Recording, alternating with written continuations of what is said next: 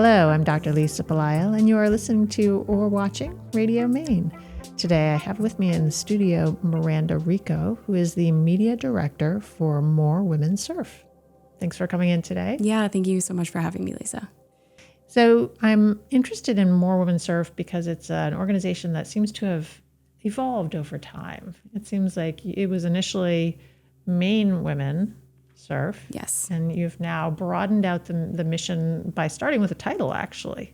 Yes. So tell me a little bit about that. Yeah, absolutely. So originally Maine Women Surf sort of began as the brainchild of one of our co-founders, Pamela Chavez, and her, along with our other co-founder, Britt Dahlberg, sort of took this idea of an inclusive, Maine-centered space for female surfers and quickly realized that it sort of needed to span sort of a demographic that is larger than Maine.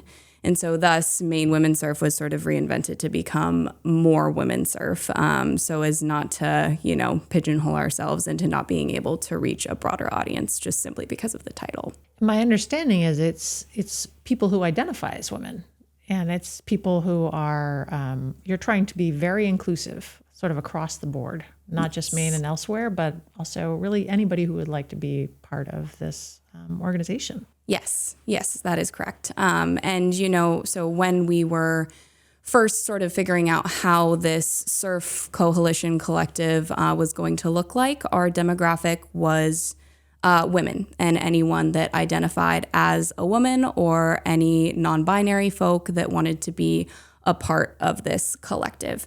And we quickly realized that although our target audience was women and specifically women of color, just because of the historical marginalization of that particular group, we then decided to take a look back and say, okay, we are trying to reach this target audience, but can we reach more people, and are there more groups that need access to these safe spaces that we are essentially putting into place? So it originated as reaching women of color, and then we took a look at, okay, let's look at the Black, Indigenous, people of color demographic as a whole and not necessarily just women. Let's look at the refugee demographic, not necessarily just women. And even recently, we've been having a lot of conversations of, what is the allies' place in all of this? And so even just over the course of the last 6 months, we've sort of been changing our language so that even, if it's a cis white male, but who's supportive and wants to be a part and support the mission, we are absolutely not turning anyone down simply because of their gender or expression, as long as they help us continue to cultivate the safe space that we are creating. Everyone is welcome. And how are people finding you? How are people learning about your organization and the work that you're doing? Originally, I think it was social media, and I know that still plays a large role. Instagram, of course, creates such a wide access point for advertising and everything like that. But as time has gone on, we've realized that it's become a lot more word of mouth, and we also host meetups where members of the community can come together and actually meet each other face to face. And so a lot of it has become through community building activities and things like that. And it was actually funny. So today is National Donut Day, if you do not know. And my mom texted me this morning and asked if I could pick up Hi-Fi donuts. And so I called in my order, and I was on my way in from a surf lesson this morning. And I was like, hey, do you mind if I pay over the phone? Because I'm going to be coming in my wetsuit. And she was like, oh, did you just get out of the water? I said, yeah, I surfed this morning. And she said, are you with that group More Women Surf? And I was like, actually, I am. That's so funny. And so I think, it's really cool to see how wide the reach has become just over the course of the last year. And I think it's even bigger than any of us sort of realize. But that reach is growing, and that bodes well for us being able to access and reach our target audiences more and more. What kind of donuts did you get? I did dealer's choice, and I let them pick a dozen donuts. So I'm actually not sure. I dropped it off at my family's, and I hope they're happy with the choices.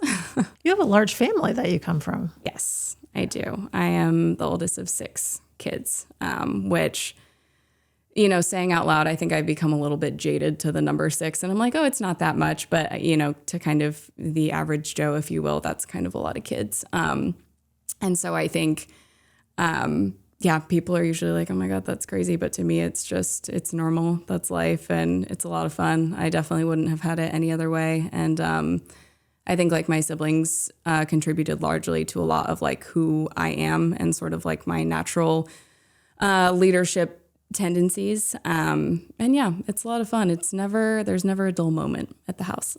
So one of the reasons why I'm interested in the large family aspect, as you probably know, I'm the oldest of 10 children. And so for our family, growing up in the suburb of Portland that we grew up in, Yarmouth, I know you grew up in North Yarmouth, it was a little unusual. I think once you get above 4, right, let's just say, yep, as a random number. And it creates a really interesting dynamic. And you called it leadership. I think at some point in my experience, it was more like herding. I don't know if it was leading so much. Yes. But do your brothers and sisters get out on the water? They don't get out on the water a ton, and they've been bugging me for like the past few seasons now. They're like, please take me out surfing. Please take me out surfing. And so I've promised a lot of my siblings that I would take them out this year. And I think that there is a certain skill set that you need to be able to actually teach someone how to surf. You can sort of give them a board and give them the general idea and be like, good luck. But then it's an entirely different experience to actually be able to explain, like, this is the physics of a wave, and this is, this is what you want to watch out for. This is what you want to be mindful of. And so in my experience with More Women Surf over the last year, with all of our surf clinics that we've given, I have been in the water taking photos of these lessons. And so it's sort of afforded me the experience and the knowledge to feel comfortable taking someone out surfing and actually, sort of teaching someone how to surf, which has been fun. And sometimes being a teacher of someone in your own family can be a little more challenging than trying to be a teacher of someone not in your own family. Yes, absolutely. I think with, the comfortability, especially of being in a loud family, as all bigger families, I think tend to be, people are quick to talk back, which can kind of be a fun dynamic sometimes. But I think also as the oldest sibling, especially towards my younger siblings, I'm sort of like it's all jokes. I've sort of become like a third parent almost. And so I think that there is a certain amount of respect that I've just kind of commandeered without even meaning to, just based on my rank. And I certainly don't try to abuse that anymore. I think I used to when I was younger, and I would get, you're so bossy and all that fun stuff. But yeah, it's fun. Do you think that the leadership that you engaged in your family helped you feel more confident as far as joining a new-ish organization and being the media director and trying to get the word out and trying to bring something to fruition that hadn't really existed the same way previously? I would say that those leadership skills definitely translate and follow through in sort of what I'm now doing with More Women Surf. I think, initially when I joined, I had heard of More Women Surf on Instagram, and I was really intrigued because, to my knowledge, there was not this type of organization specifically catered to women in underrepresented communities in Maine. And so I was sort of, nervous I ordered a t-shirt from them, and I went to go pick it up, and I met Pam, one of the co-founders, and she was like, hey, you're Miranda Rico, like you're that photographer. And I'm like, yeah, I am. And so she was like, I have a job for you if you want. And so that was sort of the inception. And I think since then I have worn a lot of different hats just because we're so new in the organization that it's sort of that we're still trying to really define all of our roles. And so recently we landed on the role for me of media director. But, alongside that, I'm still helping out wherever I can. I'm still helping out with events and with lessons. And what's really cool about our organization is that our board is essentially a working board. And so we don't necessarily have any chairs in our board with specific, hats or seats necessarily. And our board and our staff sort of just pitches in wherever needs to have help. So I think going back to your original question, I think being in the mix of 6 siblings almost, my entire life has definitely allowed me to be a team player and also a leader where it needs to be. But I think also, being told, especially when I was younger, hey, don't be bossy, don't be bossy, don't be bossy. Like that also really resonated with me. So yeah, definitely bringing over a lot of big family dynamics into the More Women Surf organization, which is nice. Well, I find in our family, one of the nice things about a big family is that it diffuses the energy. So, and I think you still have somewhat youngish kids in your household, in your parents' household. Yes. All of my brothers and sisters are now grown up, but what's really nice is that we've come to a place where, if we have a disagreement, if a couple of us over here don't exactly get along, then we just let it cool off. We go talk to a different sibling over here. Yes. And so I think that actually is a really nice thing that not everybody who maybe just grows up in a 2-sibling household has the advantage of, that you're always kind of continually with each other. For sure. And, I think also in a big family, you tend to get a lot of different personalities. And, I look at myself and my siblings and I think, no 2 of us are alike in that regard. And I think that's also an invaluable skill to be able to translate over to real life, is being able to deal with people from all walks of life and all types of different personalities. And I see that a lot with More Women Surf. As I mentioned before, sort of our target demographic is marginalized communities. So the BIPOC community, the LGBTQ plus community, the refugee community. And a lot of the time in those groups and in those settings, you get people that are maybe a little bit timid or a little bit shy to join a new space that they don't know is safe yet. And so I think that all of us have tried to do a lot of work in, discussing just, okay, how do we reach these people that we want to be reaching, but how do we do it in a way that isn't going to intimidate them and isn't going to give us the sort of savior complex. And we have realized in sort of that regard and with those concerns that the way to do that, and it seems so obvious, but is to just let people be themselves and come around on their own time, and respect, different beliefs and different opinions. And I think being able to hold space for so many different younger siblings who are all very opinionated and who are all growing up, sort of in different, or not even necessarily growing up in different ways because we have the same parents, but everyone,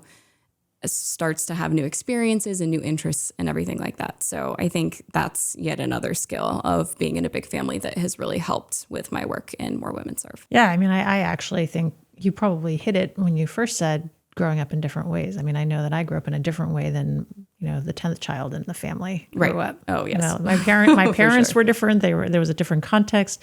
In fact, we have different generations within our family. Yes. So, it is a completely different sort of response to the world around you because the world has really changed from for sure. the beginning to the end of the family.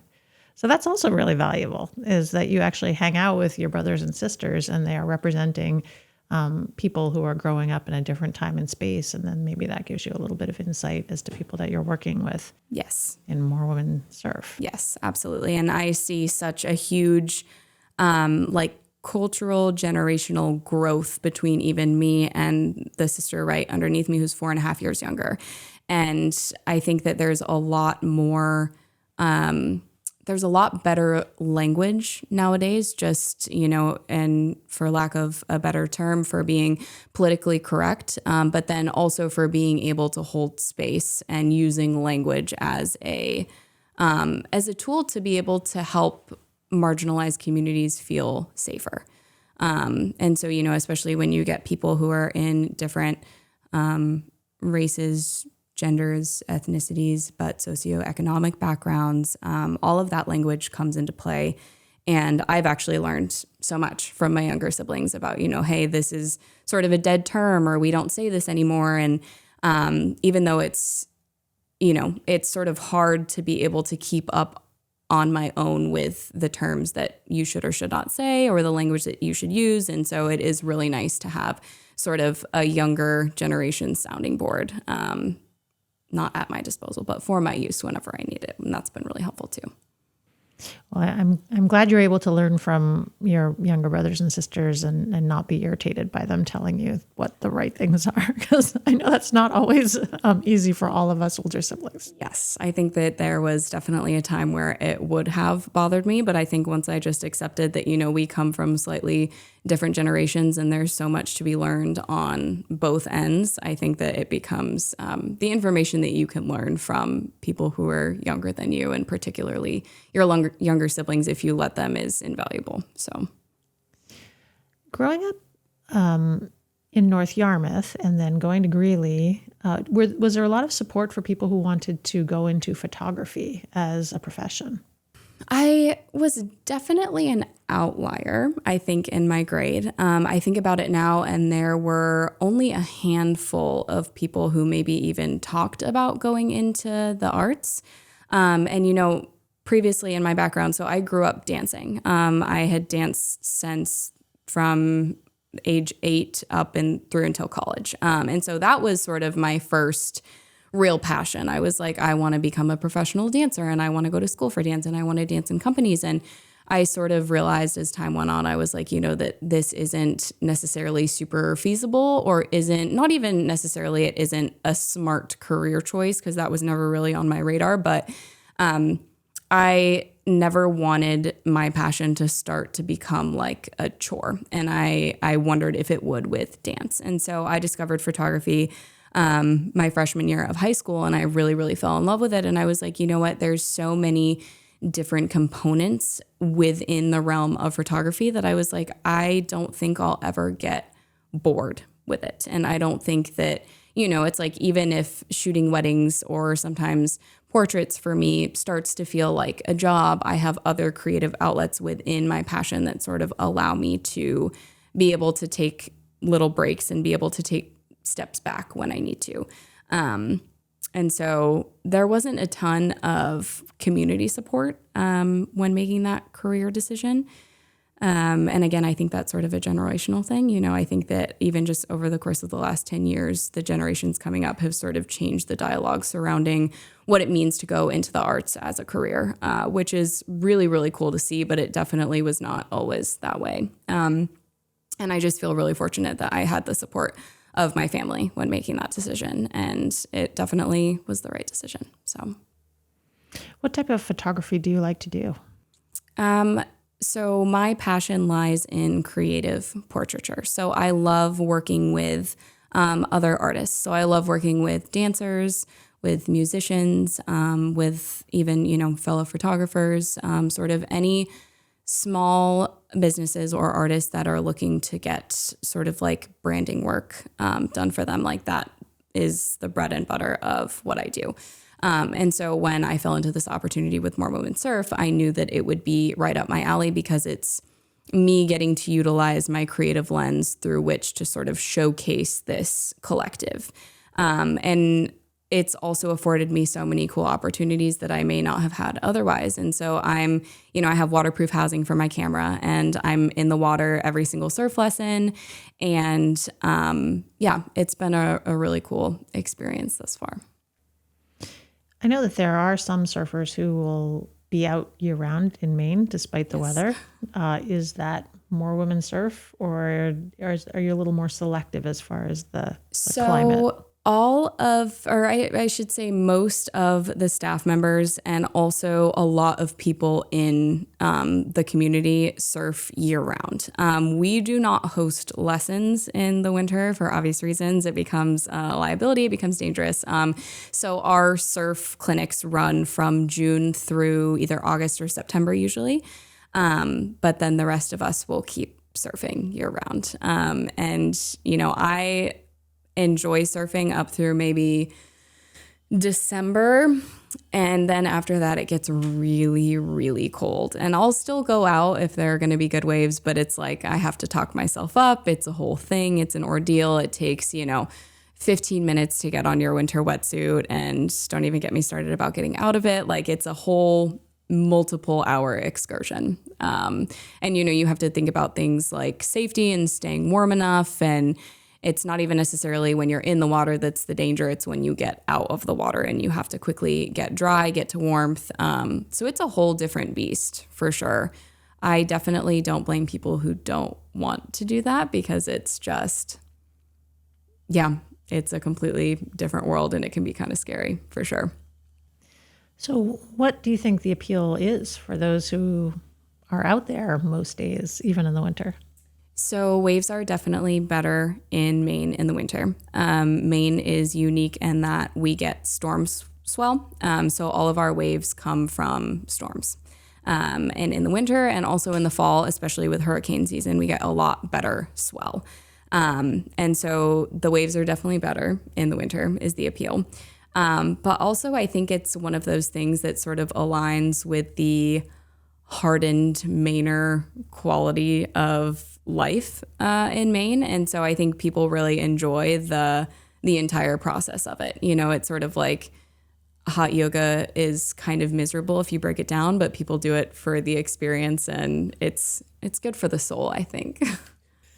Yeah, as you're talking, I'm thinking about, I don't think I would go surfing because that seems cold. I don't really like the idea of hot yoga, and yet I go running most days in the winter outside. So I guess we all have things that we're willing to do or maybe don't seem that fun to us, but for some reason we engage in them, whatever that reason is. Absolutely. And I think that there is a lot to be said for staying happy in the dark, long winters in Maine. And so surfing for some, running for some, hot yoga for some, it's, it's survival a little bit at a certain point. Yes, I would agree with that. Yeah. I know that we've been surfing in Maine for quite a while. Certainly we don't have quite the same, I think, surf culture that other states do. But are you feeling that we are ever going to get to a place of, I'll use the word saturation, I think, but maybe overutilization of beaches? When I look at California, for example, and I know that my son surfs out there, it seems like they're very careful about kind of almost population management. Everybody's very respectful of who's riding what wave when, and they're all kind of, it seems like there's a hierarchy and who gets to go out and who gets to do this. Do you think we're going to be heading in that direction with the increased interest in the sport? So I do think so. And I think we're sort of already heading in that direction. I think that summer of 2020, when people needed new outdoor activities to try, I think we saw a lot of new surfers in the lineup. And it is sort of the general opinion of the surfing public that, they say like, oh, we don't want more people in the lineup because it's becoming oversaturated. And I think More Women Surf's viewpoint on that is quite the opposite, where we're trying to get anyone who wants to get into the lineup, we're trying to get them that access, but also the education that you need to be able to enter the lineup safely. I think a lot of people end up starting to surf and don't understand surf etiquette, don't understand board management, don't understand even just like what to look for in the wave conditions to make sure that you're going to be doing it safely. And so all of our surf clinics go through, what to look for in a forecast, board management, etiquette, safety, and essentially just we are hoping to be able to create very aware and educated surfers so that if the saturation does indeed happen, and I believe that we're headed in that direction, that we'll be able to do it in a safe way. And I also think that historically, the groups of people that are saying, oh, our lineups are getting too saturated and have sort of like this territorial mindset on surfing tend to be, and I'm not going to make a generalization and say that this is for certain, but it does tend to be sort of the aggressive white male population. And not always, for sure, but I think that that is also something that we are trying to change by getting different and underrepresented communities in the water so that we can have a more equal lineup and more equality in the lineup in general. Yeah, so that's an interesting thing to think about, is if you have, and whether it's white male or whether it's whoever it is that's out there, that's already out there, and they've already kind of created a culture that people who want to enter that culture have to understand, but also simultaneously think about trying to maybe even potentially change, which it sounds like More Women Surf is respectful of the current culture, but also wanting to evolve the culture, which is a tricky balance, I would think. Yes, it definitely is. Because, we are not trying to enter the lineup and say, oh, we're here, everyone make way kind of thing. We are definitely being respectful and mindful of our fellow surfers, because at the end of the day, we're all in it for the same reason. We love being out on the water. We love surfing. It's a beautiful experience. And I think a lot of the time with the territorial mindset that comes into play, it's become this sort of aggressive space, and it definitely does not need to be that way. And so I think that by creating safe spaces and access where people who want to join the lineup can join the lineup in a safe way, that we're hoping to, exactly like you said, change the lineup without leading with aggression or without leading with a know-it-all attitude, because we certainly don't know it all. And I think, also just with our community meetups and the other events that we hold out of the water, it's giving people the space to be even in, the lineup, if you will, but in a non-intimidating space. And so there's that community building, there's that camaraderie, so that when you see that face again in the water, there's no immediate competition. It sort of diffuses all of the tension. And so, with More Women Surf, we're trying to get more people in the lineup. We're trying to create wider access and more quality in the lineup, but also we are just giving, surfing is almost a tool that we use to give people those safe and equal spaces to exist in. So whether it be in the water or out of the water, community is our number one motive, essentially. As you were talking about the number of people who started surfing in 2020 and people who there were a lot more people, for example, out here running the trails on Cousins and Little John Island, and there were a lot more people out walking, and there were a lot more people out boating in Casco Bay, which I personally think is great. I think anytime we get anybody outside, I'm very supportive. I don't mind the crowds. It really doesn't bother me. And also, in addition to the kind of cultural and community impact, we also just have to be aware of the ecological impact. Yes. That anytime you have more people on a trail, then you have to be aware of tree roots and ground cover. And anytime you have people on the water, you have to be aware of what's going into the water and how you care for that ecological system, because I think it is a lot more delicate than we realize. So with More Women Surf, is there an approach towards sort of ecological awareness that you've also taken on? So I do know that all of our board members and all of our staff members definitely lead with that ecological awareness. And I do know that in Maine, in Maine and also New Hampshire, there have been different groups that have led beach cleanups and things like that. And I know that that's definitely on our horizon, and that's something that's very important to us, definitely to host these kinds of events into the future. But we are all being very mindful of, especially the resources that end up going back into the ocean, and just being very aware of how that circle comes back, for sure.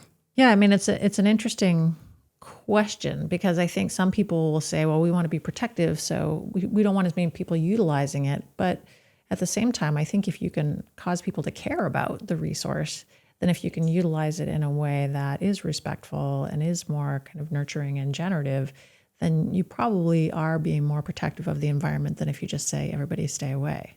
Right. Yes. And I think that education definitely comes first. And also a lot of our approaches as an organization tend towards very green and being very resourceful and, reduce, reuse, recycle. And actually all of our merch that we have made is all secondhand upcycled clothing.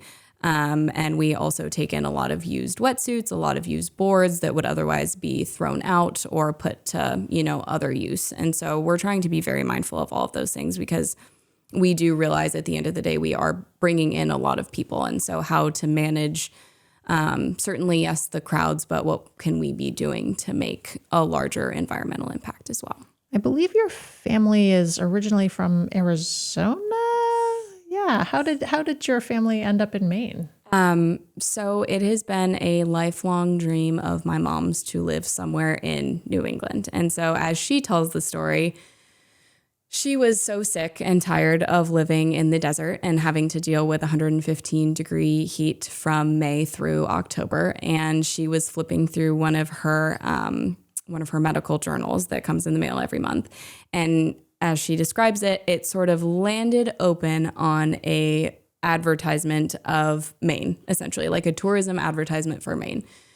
And she was like, there, I want to go there. And so within almost a month or two, she had called around at several of the hospitals, and Maine General in Augusta was hiring, and she got the position. And next thing, we knew we were making plans to move all the way across the country. So it really was sort of serendipitous, and everything fell into place. And I, of course, was a freshman in high school and was so angry and kicking and screaming, but it ended up being definitely one of the best things to ever happen to me and to our family. So this is actually really good for me to know. I mean, you know that I work with your mom. Yes. So of course it is interesting to think. I hadn't really put together the idea that you were a freshman in high school. You were old enough to kind of rebel against this notion. And yet she's like, no, I don't care. We're doing it anyway. Yeah.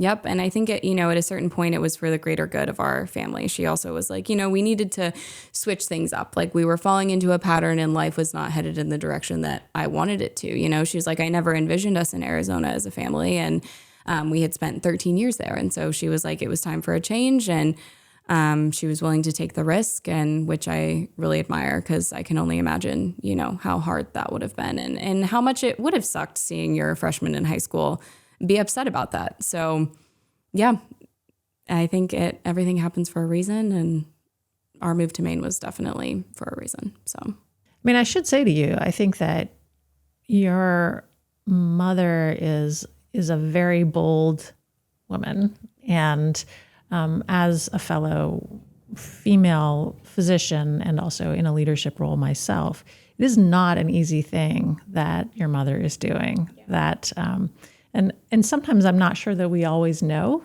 what our parents' professional lives are like.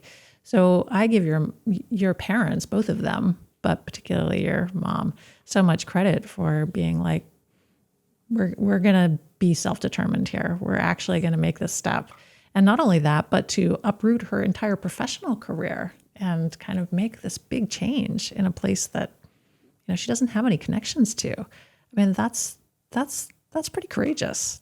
It is. No, it definitely is. And I give my mom so much credit, more credit than she will even ever give herself. And she really has, I'm speechless just thinking about the amount of work and determination that she has put into, obviously, yes, her career, but the well-being of her family. And, we were all actually homeschooled for, I think on and off for around a decade. And so when we were homeschooled, my mom was homeschooling us full time, but then also she was still working part-time night shifts at the hospital in Tucson. And so moving to Maine sort of afforded her this position where she was able to focus a little bit more on her career, and all of us went to excellent schools in Maine.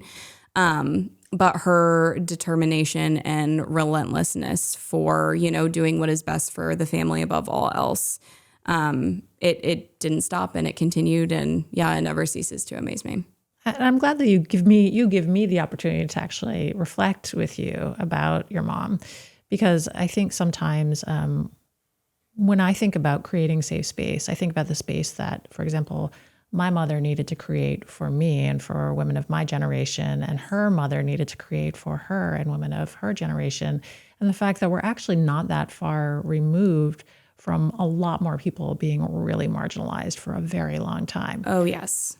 And I mean, I love that you're doing more women's surf. And I think that every successive group that comes along that kind of opens things up a little bit more, it's essentially because of people that have been doing this for us. Yes. for many, many decades. And it wasn't that long ago that this started to shift. Yes. No, I absolutely agree. And, I consider myself very fortunate to have the mom that I have, but to have the grandmothers that I have and the aunts that I have. And everyone has paved the way and led by example. And I am very proud to come from such a wonderful lineage. I also think on my dad's side, my dad is from Mexico and came over to the United States when he was 8 years old.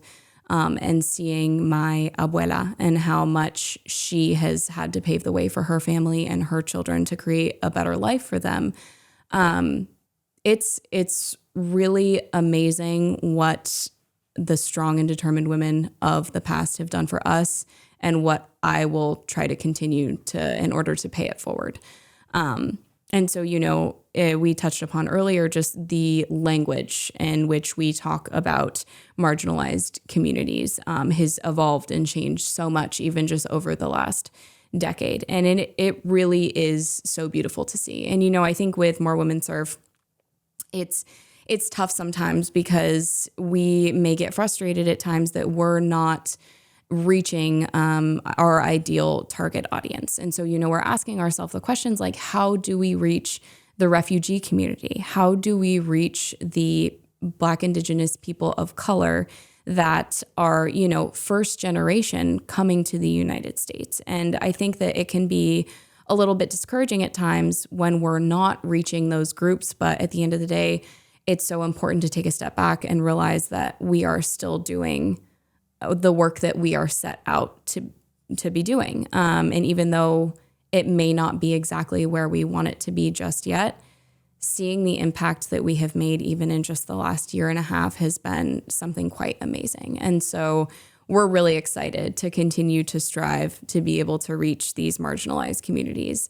But, it starts with us, and it starts with the communities that we already know, and it starts with allies. And it's been really amazing to see so many strong female and non-binary and male folks really coming out of the woodwork to make this happen alongside us. And so, it started with previous generations of strong folks, and it's going to continue with, people who want to make waves and make change. And it's really awesome to see. I feel very lucky to be involved in this community. Yeah. And you know what, you do raise a great point that I don't think, we think of in this example, we're talking about grandmothers, but, the grandfathers also, yes. It was the people who were already maybe in what we'll call the dominant culture who actually were like, no, we don't agree with this. We think we also need to help be allies in this case, although yes. I don't think they were using that terminology back in the day. Yes. But I think that is important that there had to reach some tipping point where more people were in agreement that we couldn't just have one group that was in charge of everything, whether it's surfing or, jobs or, living space. So, absolutely. And I'm glad that you're celebrating who you are able to reach, because I think it can be hard. It can be hard when you're thinking, my mission is to be so inclusive, and why can't it come faster? Yes. And it's a process. It is. No, it for sure is a process. And I do also just want to touch on, you said it's not just the grandmothers, it's the grandfathers. And I do give a lot of credit, especially to the male population that I have seen really step up to help us in Maine, and sort of, looking at the male population in current times and thinking about all of the generational unlearning almost that they are also having to do to show up to be allies and to be supports in this time and in this system that we find ourselves in. And so I think that it really, we can't make something this big happen on our own, and we need support of like-minded folk, whether that be women, non-binary, or men, like whoever wants to be involved, we welcome them, as long as they are continuing to cultivate the safe space that we are hoping for and creating. Miranda, I know you were the director of photography, yes. and now you're the media director. Yes. And you said you've started to do some video work and some other media work. What types of exciting and interesting things are you doing right now for More Women Surf? Along with shooting all of our surf lessons and clinics, and just sort of doing the overarching documentary style photography for them, we're also moving into a little bit of video work. And I don't want to reveal too much because I don't know how much I'm able to talk about, but some very exciting video things are currently in the works that I'm really excited about. And that's been a really big learning curve for me because as primarily a photographer, I've sort of always managed to, I guess, avoid video is the correct way of saying it. And it's not that I don't enjoy it. It's just sort of this medium that's very close to photography, yet very, very different. And so it's a whole other genre and medium, really. And so getting to be able to utilize and further my video skills through the lens of More Women Surf has been really great. And I think I tend to operate best when I'm in a space of, I'm creating this work to share with someone, whether I'm creating work for a client or, making work with a friend, as long as that work is going to be shared and I'm creating it for something larger than myself. I think I tend to perform best when it's that way. So being able to do video work for More Women Surf and even just think about furthering those skills, it feels like a very safe entry point for me, just to be able to share that with the community of More Women Surf, and being able to use my video work to further them feels really great. And how about you as an artist and as a professional, as a person? What exciting things are happening for you right now? Well, over the course of the last year, I have recently fallen in love with tattooing. And so that is something that I'm exploring that I never in a million years thought that I would be exploring. I never considered myself an illustrator or a 2D artist aside from photography. And so that's been a really exciting journey thus far. I'm hoping that sometime this fall, I'll be actually getting my tattoo certification and I'll be able to start, tattooing people outside of a little, even just like my own studio space. So that's been really, really exciting. And in terms of photography, I've basically decided that after a very long season of wedding photography last year, I got very burnt out. And so this summer I am dedicating to sort of falling back in love with photography. And so I've just been trying to take on just more passion projects that aren't even necessarily paid, but that bring me joy. And it feels very childlike. And it brings me back to high school when I would make all of my friends dress up and I would do their makeup and we'd go into the nearest field and just take pictures. And so both of those things are very different, but exciting. And I'm just excited to be able to just explore and sort of dip my hands into a lot of different things this summer, creatively. And yeah, I'm excited about it. Well, I look forward to kind of hearing more about this additional future art, but also seeing what you end up doing with your photography as you kind of return back to that initial childlike feeling of joy, because I think that is really important. I mean, photography in particular, I think you're right. It's like anything. It can become kind of too much of a profession. It's an art form. There's also craft associated with it. But when you can touch back to what brought you there in the first place, I think that can be really powerful. Absolutely. And I think, I told myself going into photography, and especially when I went full-time the summer of 2021, I was so busy, and I told myself, I was like, I never want this to feel, for sure it can feel like work and that's fine, but I never want it to feel like a chore. And I think towards the end of my last busy season, it definitely started feeling that way. And I had to, take a good, long, hard look at myself and say, okay, what needs to change? What needs to give? And I feel really blessed that I am able to, in my career, make those alterations and make those edits. And, I feel very fortunate that that is what freelancing affords me. So it's been very nice to be able to sort of reinvent myself as many times as I feel as though I need to in order to continue forward in my creative journey. Well, I've enjoyed our conversation today. Yes, me as well. It's nice getting to know you. Yeah, thank you so much for having me. I've been speaking with Miranda Rico, who is the media director for More Women Surf. I encourage you to find out more about this really intriguing organization that's bringing more people to the lineup here in Maine. And I encourage you to maybe find out a little bit more about Miranda and the work that she's doing herself as an artist. This is Radio Maine you've been watching today with me, Dr. Lisa Belisle, and also with Miranda Rico. Thanks for joining us. Thank you so much.